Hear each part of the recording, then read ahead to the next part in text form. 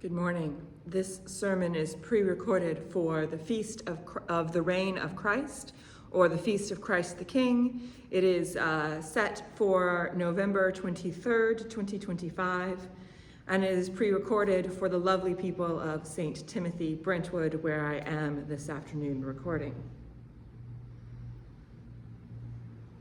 May the words of my mouth and the meditations of our hearts be always acceptable to you, O God, our strength and our Redeemer. Amen. The first thing I want to do in this sermon is offer a bit of context for a line in the reading from Jeremiah.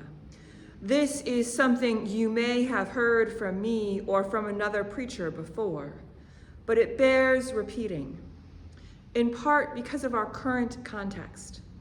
When Jeremiah says that the Lord will raise up a shepherd in whose days Judah will be saved and Israel will live in safety, we need to remember that when the scriptures, both Old and New Testaments, talk about Israel, they are not envisioning the current nation state.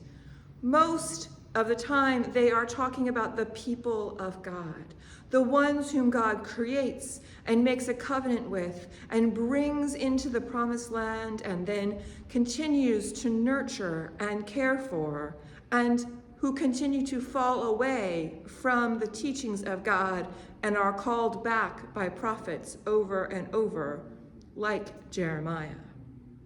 And sometimes as the prophets are calling them back into righteous living, into living the way God intended them to, the prophets talk, at least some of the time, about a kind of ethnocentric territory ruled by a divinely appointed king. But we must remember that this is in the context of such prophetic speech. And so it is not so much about a description of a real political entity, so much as it is a description of a dream. The dream that the prophet is calling the people back into right relationship with God. It's a dream of a time when their rulers will deal wisely, when they will execute justice and righteousness in the land. It is a dream of what it would mean if all the people were to settle their hearts and minds and lives into the patterns of behavior, the spiritual state that God created them to be in. The dream of this kind of kingdom was clearly still very much alive and present to Jesus and to his earlier followers and to the author of the Gospel of Luke. And it remains a dream we dream to this day. This day, today, is known as the Feast of the Reign of Christ, sometimes called the Feast of Christ the King. Now here at St. Timothy, we gather in a building that was first dedicated by the name the Anglican Parish of Christ the King. And we have hanging above the loft an example of the kind of art that the idea of Christ as King inspired. Christ dressed in the robes of a king and wearing a crown, carved to look as if it were made of gold with jewels, and that Christ hangs upon a cross. Think, if I just tip the camera a tiny bit, you can see it reflected in the screen.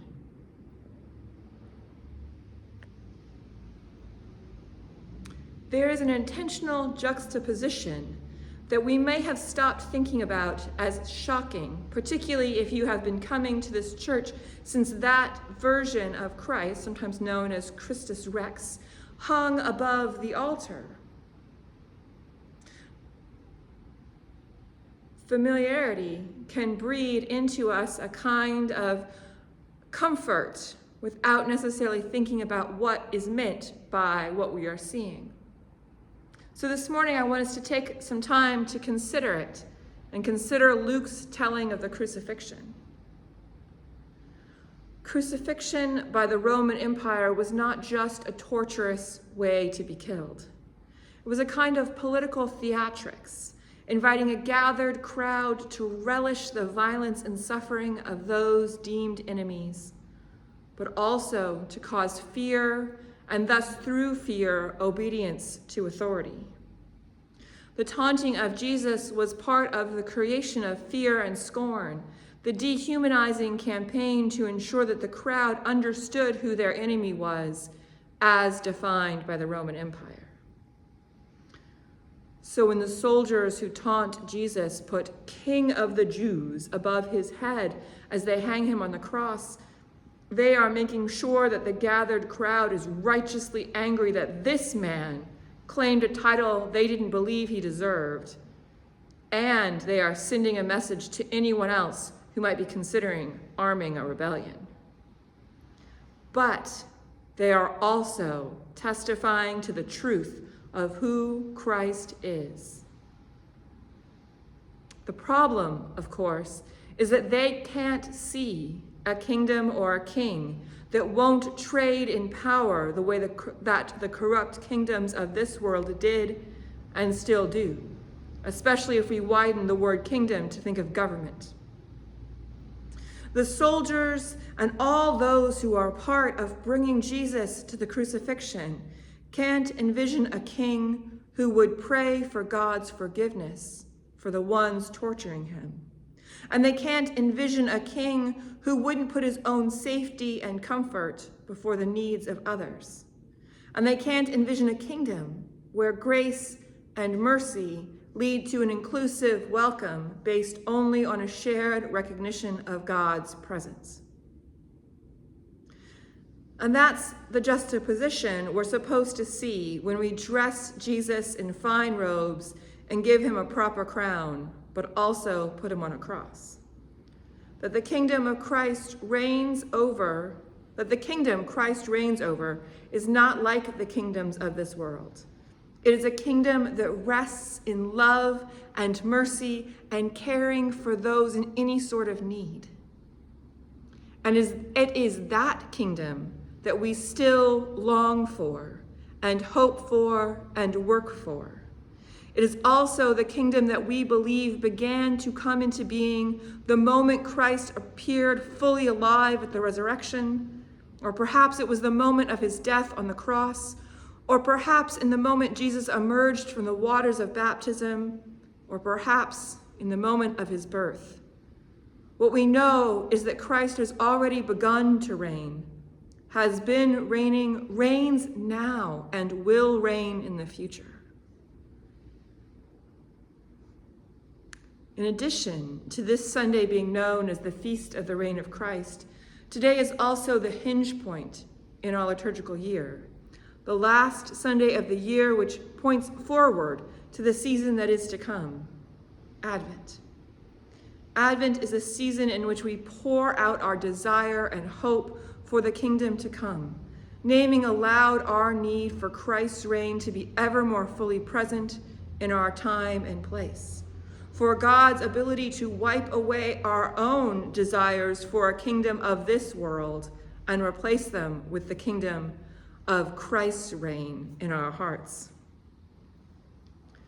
Sometimes I fear we forget this part about Advent because we tend to focus so much on how it is a season of preparation. And frankly, we like the image of a little baby Jesus in his manger crib. And our cultural surroundings are so focused on preparing for the big events of Christmas. But we are not just remembering the historical birth of Jesus in the season of Advent and at Christmas, not in the way that we remember our own birthdays or even the birthdays of loved ones, even after they have passed from this life.